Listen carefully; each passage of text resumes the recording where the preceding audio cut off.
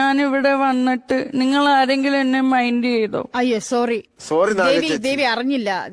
ഇനി മേലെ ആവർത്തിക്കരുത്. ഇല്ല ഇവിടെ വന്നത് അറിഞ്ഞില്ല.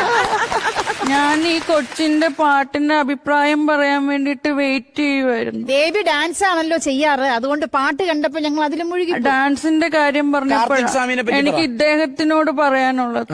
എന്നെ പാലുകാച്ച് വിളിച്ചു, ഞാനും ബാബുസ്വാമിയും കൂടി പോയി. ബാബുസ്വാമിയെ കൊണ്ട് നൃത്തം ചെയ്യിപ്പിച്ചപ്പോ ഇദ്ദേഹം പറയുക സ്റ്റെപ്പ് കൊള്ളില്ലെന്ന്. അങ്ങനെ ഞങ്ങളെ ഇവിടുന്ന് പറഞ്ഞയച്ചു. മോശമായി ബ്രോ. കാപ്പി പോലും തന്നില്ല. കാപ്പി കുടിക്കാൻ പറ്റിയ അവസ്ഥയിലായിരുന്നില്ല.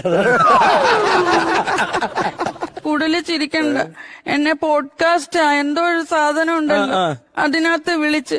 അപ്പൊ ഞാൻ ചോദിച്ചു കാശ് തരുമോന്ന് വെച്ചപ്പോ പറയാ ഒന്നുമില്ലെന്ന്. അല്ല, കാശ് ഞാൻ കൊടുക്കുമായിരുന്നു. പക്ഷെ അപ്പോഴാണ് നാഗചേച്ചി മറ്റേ ഡയലോഗ് അടിച്ചത്, തുപ്പും.